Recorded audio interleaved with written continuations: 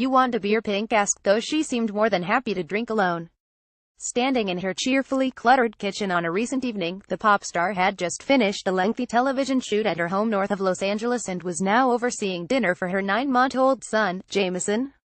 In the living room, Pink's 6-year-old daughter, Willow, the subject of a moving speech her mother gave at August's MTV Video Music Awards about stifling beauty standards, was practicing cartwheels loudly as her father, Carey Hart, prepared to take her for a motorcycle ride. "Don't be home too late," Pink told Hart, a retired motocross racer.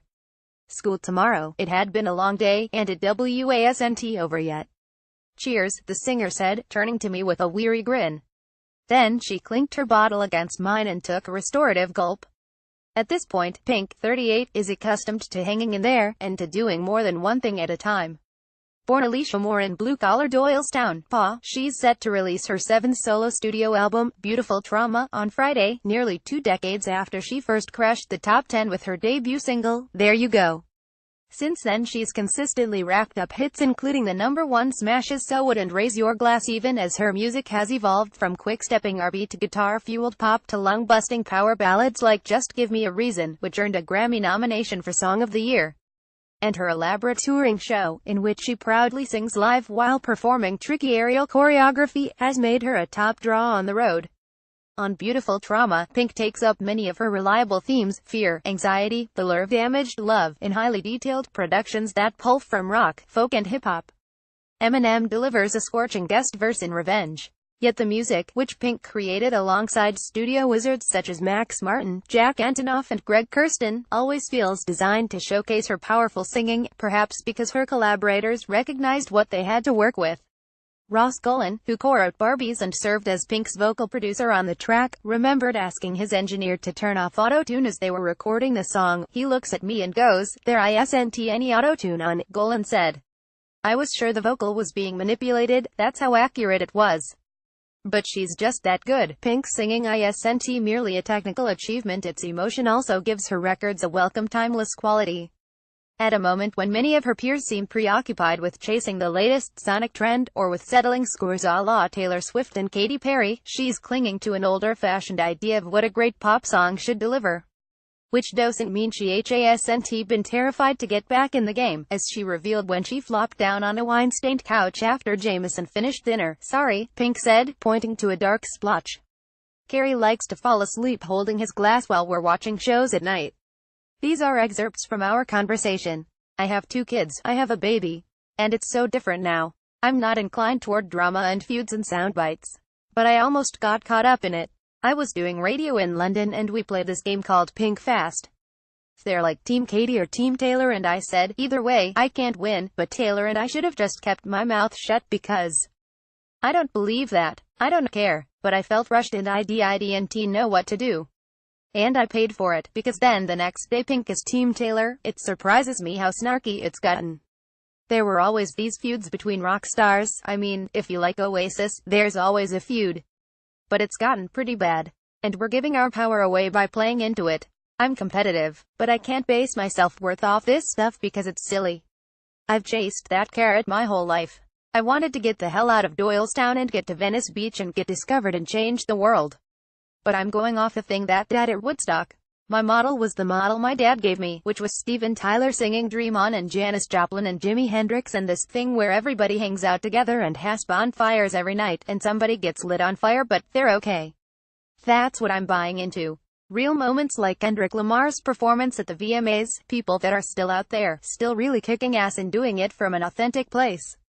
That's super inspiring to me. I walked into that night feeling a little bit like an outsider as always. But I did my performance and I said something to my daughter, and I felt really good about that because it was an authentic mom moment for me. It did. I got a lot of cool Twitters from mamas. Willow and I have a really good connection. I tell her very honestly about my life, and she listens. I wasn't feeling that way most of the time in the last 4 years. I spent a year just writing slow, sad songs, thinking I was Adele. I have very honest conversations with them. If they play me something, I'm like, no, that could be anybody, I'm not doing that. It has to be a little bit darker. But, you know, Max is a closet punk rocker. And his producing partner Johan, known as Shellbach, he comes from a death metal band in Sweden. So they know what I'm talking about. I'm just trying to rip it out of them. I think they take it as a real challenge and have a lot of fun with it. The first time Max and I got together, I didn't want to work with him, and he didn't want to work with me.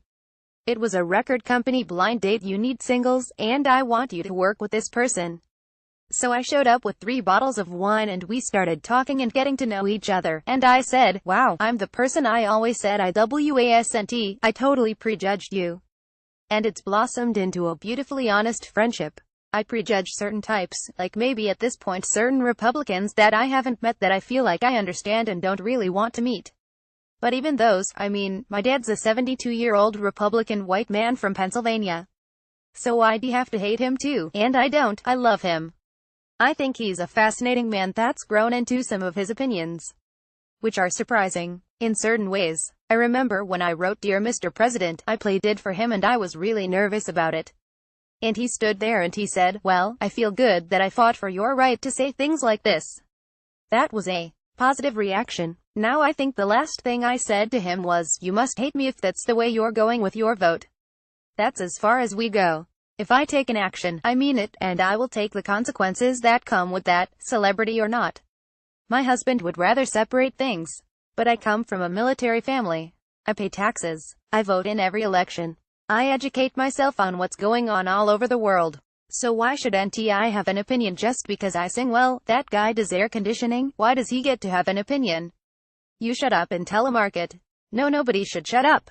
Everybody should be talking. I was raised with the mantra dissent is the cornerstone of democracy. We're supposed to disagree. You don't really know how you feel until you have to defend it. We wrote the song, Johann, Max and I wanted a rap Grammy. So I drank a lot of wine and I wrote a rap, and I was mediocrely impressed by my rap skills. Then I went home and drank more wine, because that always sounds like a good idea, and I emailed Eminem and I said, I've loved you since you gave me your autograph in 2001 at the MTV Awards, and I'm gonna be a rapper now and you're gonna rap with me. And he wrote back and said, okay. Billy Joel is in my opinion one of the best songwriters that's ever lived. He paints a picture with words unlike any other. I walk down the aisle to She's Always a Woman. I grew up listening to him with my dad. He was the first concert I ever went to at 2 years old. I did the Songwriters Hall of Fame 15 or 16 years ago, and I saw him and went over to him and I went, hi, you don't know me, but I'm Pink and I want you to write a song with me. He goes, I'm sorry, I can't do that, I don't write pop music anymore. Then I ran into him again. I brought my dad to his concert, and he had us backstage. Then I went to a master class of his in Times Square. And I've never left him alone. I've never stopped asking. He always says no, he's kind, but he's firm. But then we ran into him in the Bahamas at a piano bar. I bought a very good bottle of wine and sent him a glass. He came over and I said, you gonna write that song with me? He said, okay, I'll try it. So several months ago, I flew to Palm Beach with my brand new baby and we tried to write a song. The problem is he's too good for me. I clammed up, but we're gonna keep trying. He goes, do me a favor, go home, pick out the best poem you've ever written and send it to me, and I'll make you a song.